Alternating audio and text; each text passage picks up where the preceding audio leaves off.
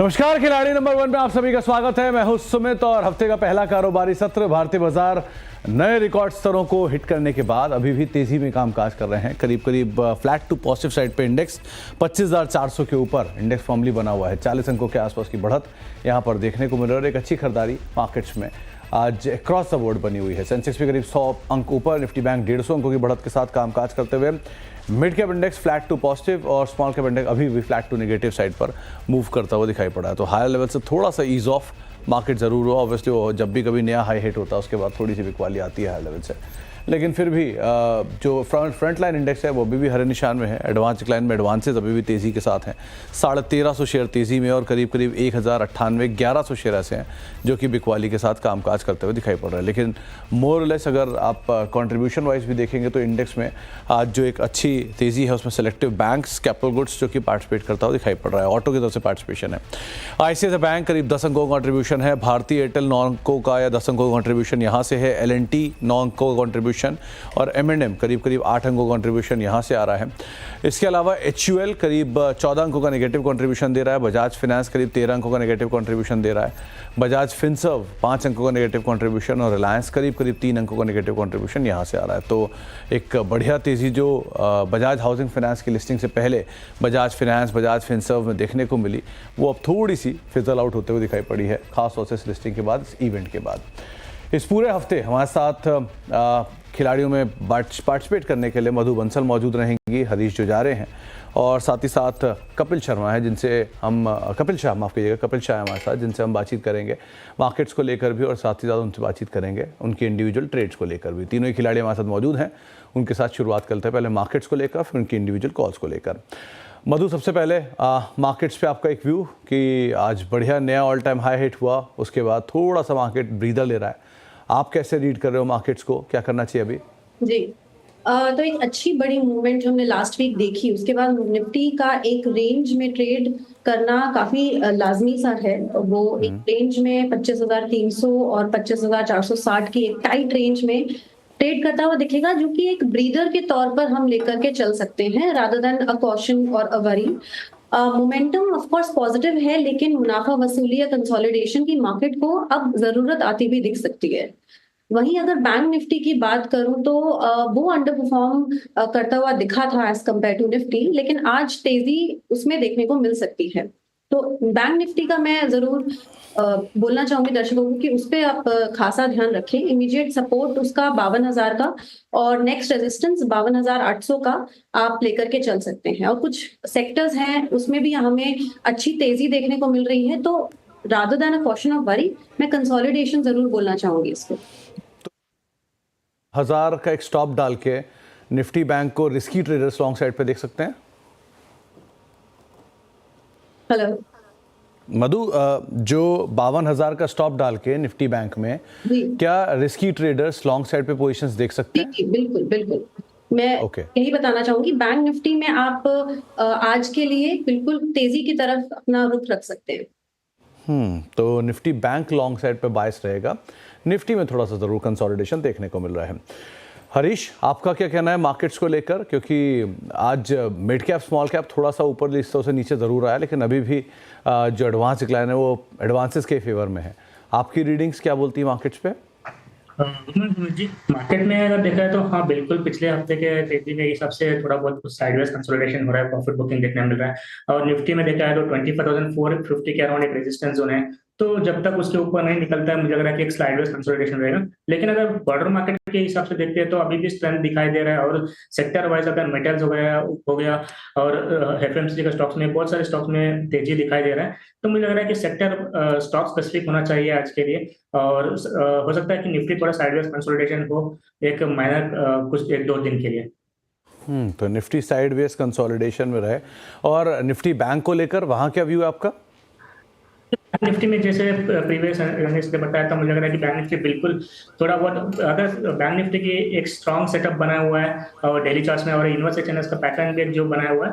और अगला चीज है कि देखना चीज है कि प्रीवियसली बैंक निफ्टी थोड़ा बहुत अंडर परफॉर्म कर रहा था। मुझे लग रहा है कि मोमेंटम बिल्टअप हो रहा है अभी स्लोली ग्रेजुअली। मुझे लग रहा है कि इसमें पिकअप हो सकता है आगे जाके बैंक निफ्टी में। तो बैंक निफ्टी में शायद पिकअप गोइंग फॉरवर्ड आता हुआ दिखाई पड़ सकता है। कपिल, आपका व्यू मार्केट्स को लेकर, आप कैसे रीड कर रहे हो निफ्टी को, निफ्टी बैंक को? जी, जैसे ही हमने पहले देखा हुआ था कि जैसे ही मार्केट के कुछ लेवल्स बदलते हैं ऊपर की और मार्केट मूव करता है, तभी मार्केट के कहां ना कहां पे टेक्सचर भी चेंज हुआ करते हैं। तो लेट्स से कि अभी जो मार्केट का ऊपर का पड़ाव है, तो इस पड़ाव में हम देख रहे हैं कि जो पहले के जो बीटन डाउन सेक्टर्स थे, जैसे कि मधु जी ने बताया हुआ था, दूसरे कलीग ने भी बताया हुआ था कि बैंक निफ्टी का सेटअप काफी अच्छा हो रहा है। तो जो beaten down sectors like bank Nifty थे, एनर्जी थे, तो वो वहां पे कहां ना कहां पे अभी कुछ मोमेंटम आने लग देखने मिल रही है। तो 52,000 का लेवल चल रहा है, तो बैंक निफ्टी में यहाँ पे एक बुलिश सेटअप सा बनता ही जा रहा है। ऊपर में 52,800 का अपसाइड पोटेंशियल देख रहा हूँ, और जब तक ये 51,700 के ऊपर सस्टेन करता है, तो मेरे हिसाब से यहाँ का बुलिश स्ट्रक्चर इंटैक्ट रहना चाहिए। तो कपिल, अगर मैं बाइफरकेट करूं बैंक को भी, private bank versus PSU bank, तो आप पे जो तेजी है ये किसकी तरफ से आते हुए ज्यादा देख रहे हो?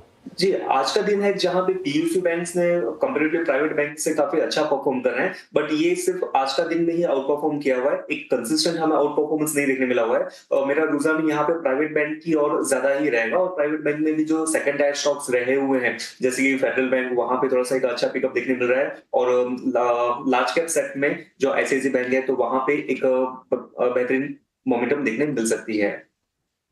तो private banks, large cap banks, इनके ऊपर आप अदरवाइज नज़र बना के रख सकते हैं। इंडेक्स के व्यू के बाद अब जरा इंडिविजुअल कॉल्स की बात भी कर ली जाए, कहाँ कहाँ पर आज लॉन्ग साइड पर या शुरुआत कैसे कैसे पोर्टफोलियोज के साथ होगी। तो मधु, पहली कॉल आपकी तरफ से, आप कौन से लॉन्ग साइड पे, शॉर्ट साइड पे कौन सी कॉल देना चाह रहे हो? जी, मेरा पहला कॉल रहेगा रेणुका में।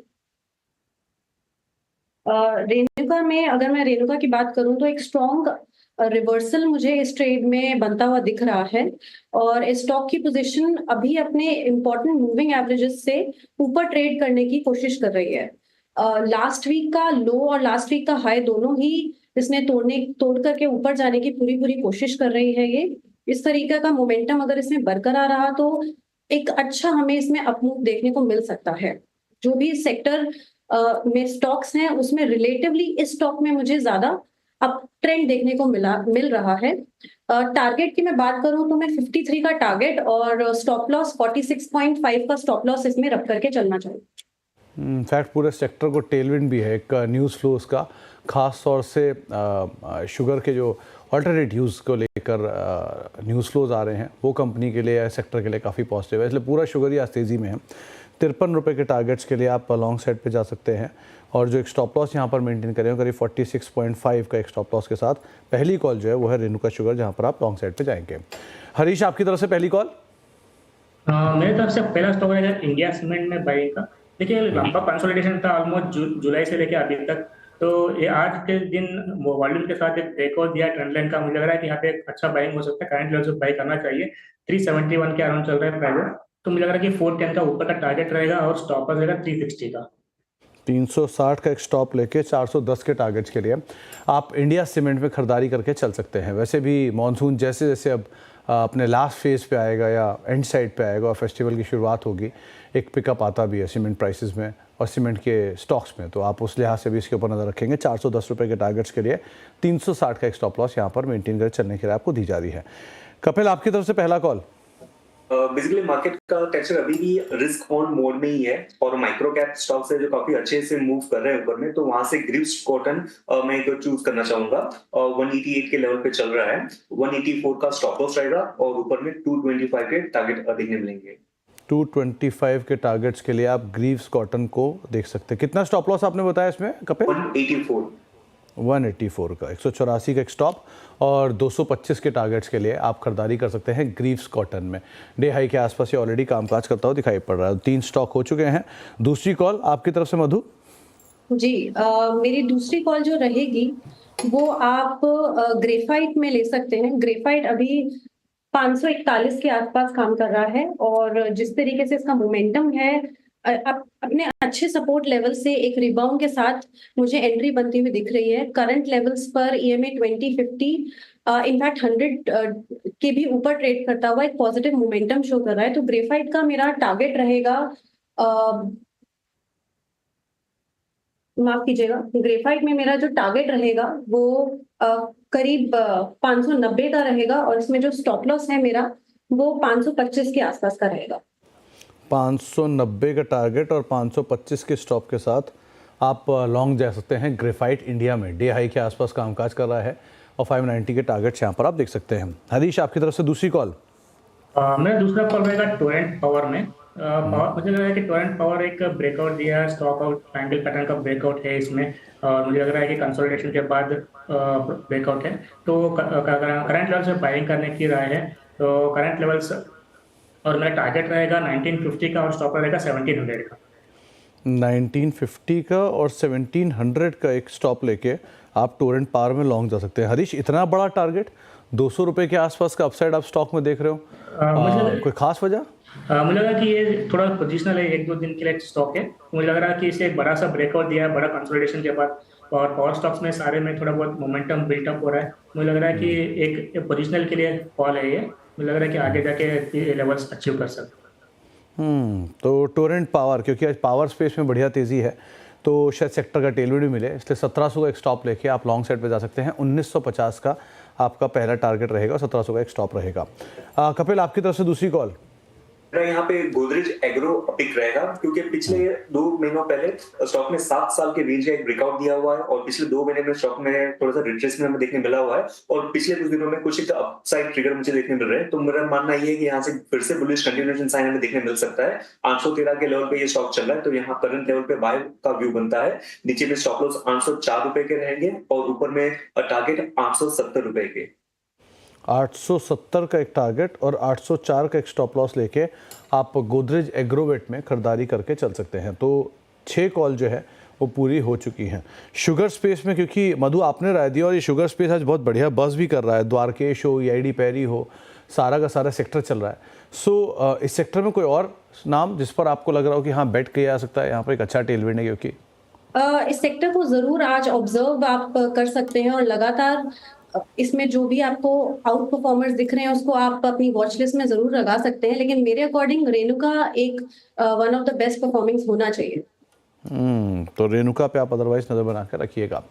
इनफैक्ट डे हाई के आसपास द्वारकेश भी कामकाज कर रहा है, रेणुका भी डे हाई के आसपास ही कामकाज करता हुआ दिखाई पड़ रहा है। ब्रेक का वक्त हो गया, ब्रेक के बाद लौटेंगे, कुछ और कॉल्स हैं उन पर बातचीत करेंगे और कुछ बढ़िया स्टॉक्स हैं जहाँ पे एक अच्छा मूव देखने को मिल रहा है उन पर भी चर्चा करते हैं छोटे से ब्रेक के उस पार।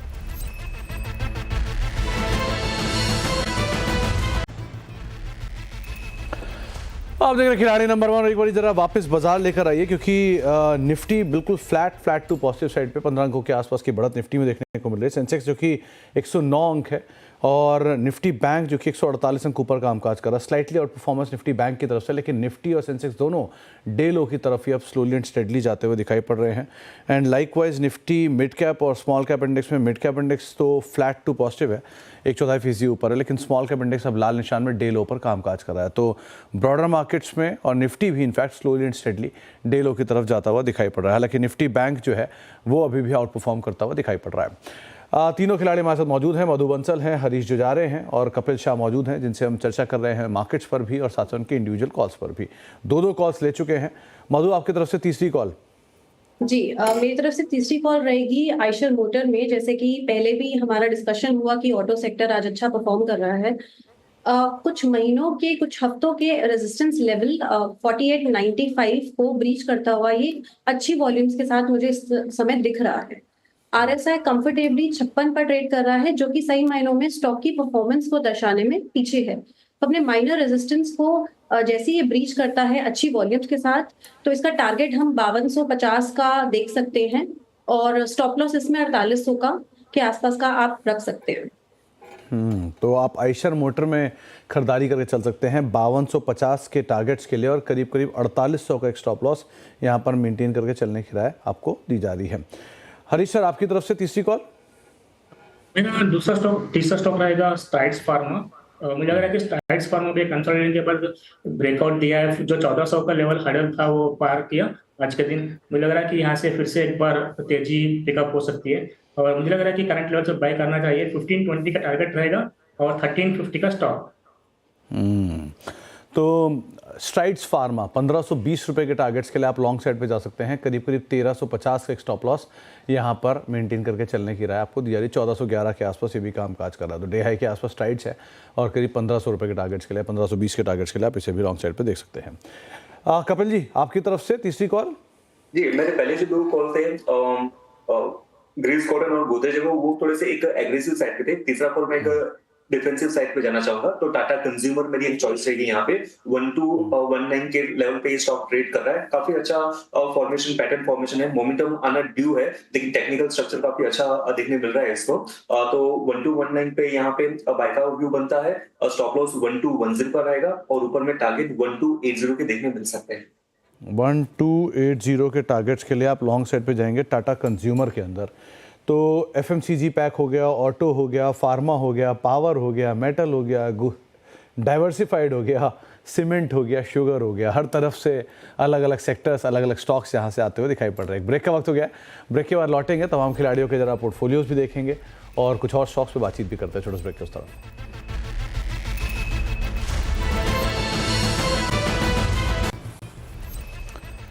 आप देख रहे खिलाड़ी नंबर 1 और 25,393 या 25,400 के आसपास निफ्टी कामकाज कर रहा है। सेंसेक्स 100 अंक ऊपर और निफ्टी बैंक भी 176 अंक ऊपर कामकाज कर रहा है। अब एक रेंज के अंदर निफ्टी वापस ट्रेड करता हुआ आपको दिखाई पड़ रहा है। निफ्टी बैंक हालांकि आज आउट परफॉर्म कर रहा है, बेटर साइड पर, एटलीस्ट 1/4% से ज़्यादा की बढ़त यहाँ देखने को मिल रही है। तीनों खिलाड़ियों का जरा पोर्टफोलियो लेकर आते हैं और तीनों खिलाड़ियों के रिटर्न्स भी देख लेते हैं किस तरह के देखने को मिल रहे हैं। शुरुआत करते हैं पहले मधु के पोर्टफोलियो के साथ। उन्होंने आज रेणुका शुगर के साथ शुरुआत की है। करीब 53 रुपये के टारगेट्स के लिए आप खरीदारी कर सकते हैं। ग्रेफाइट इंडिया दूसरा नाम है जो कि 590 रुपये के टारगेट्स के लिए खरीदारी चलने की राय है और आयशर मोटर 5250 के टारगेट्स के लिए खरीदारी कर चलने की राय। करीब 4800 का स्टॉप लॉस यहाँ पर मेंटेन करेंगे।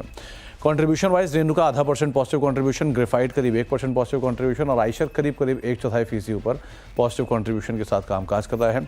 हरीश के पोर्टफोलियो में इंडिया सीमेंट के साथ उन्होंने शुरुआत की 410 के टारगेट्स के लिए, टूरेंट पावर 1950 के टारगेट्स के लिए और स्ट्राइड्स फार्मा करीब 1520 के टारगेट्स के लिए खरीदारी करके चलने की राय उनकी तरफ से आ रही है। जो कंट्रीब्यूशन है उसमें इंडिया सीमेंट 0.5%, टोरेंट पावर 1/4% और स्ट्राइड्स फार्मा 1/4% नीचे कामकाज करता हुआ दिखाई पड़ रहा है, कंट्रीब्यूट करता हुआ दिखाई पड़ रहा है। इसके अलावा कपिल शाह के पोर्टफोलियो में से ग्रीव्स कॉटन से शुरुआत की 225 के टारगेट्स के लिए, गोदरेज एग्रोवेट दूसरा नाम 870 के टारगेट्स के लिए और टाटा कंज्यूमर 1280 के टारगेट्स के लिए खरीदारी की राय। 1210 का एक स्टॉप लॉस यहाँ पर मेंटेन करेंगे और कंट्रीब्यूशन वाइज 1/4% कंट्रीब्यूशन है ग्रीव्स कॉटन का। Godrej Agrovet flat to negative, Tata consumer flat to negative side पर सो फार कंट्रीब्यूट करता हुआ दिखाई पड़ रहा है। तीनों खिलाड़ियों का जो पोर्टफोलियो है, जो रिटर्न्स हैं वो आपके सामने आएंगे। लीड कर रही है मधु 2% के पॉजिटिव रिटर्न के साथ, हरीश 0.5% का पॉजिटिव रिटर्न और कपिल का फ्लैट टू पॉजिटिव साइड पर सोफा रिटर्न देखने को मिला। तो अभी तो शुरुआत हुई है, लेट्स सी गोइंग फॉरवर्ड कैसे कामकाज होता हुआ दिखाई पड़ता है। आप तीनों का ही बहुत बहुत शुक्रिया। मधु आपका भी बहुत बहुत शुक्रिया, हरीश आपका भी बहुत बहुत शुक्रिया और कपिल आपका भी बहुत बहुत शुक्रिया हमारे साथ आज मौजूद रहने के लिए और बाजार पर सभी शेयरों पर हमसे बातचीत करने के लिए। जाने से पहले एक बार ज़रा बजाज हाउसिंग फाइनेंस का स्टॉक और दिखा दीजिए, क्योंकि आज की लिस्टिंग है एक रोबस्ट लिस्टिंग, रिकॉर्ड लेवल्स पे एक नंबर्स आया था सब्सक्रिप्शन का और रिकॉर्ड लेवल्स पे ही एक बढ़िया लिस्टिंग होते हुए दिखाई पड़ रही है और करीब 156 रुपये पे, अभी 157 रुपये पे कामकाज कर रहा है और करीब 125% प्रीमियम पर ये ट्रेड करता हुआ दिखाई पड़ रहा है। एक ब्रेक का वक्त हो गया है, ब्रेक के बाद लौटेंगे और कमोडिटीज़ मार्केट की अपडेट देखेंगे। नमस्कार।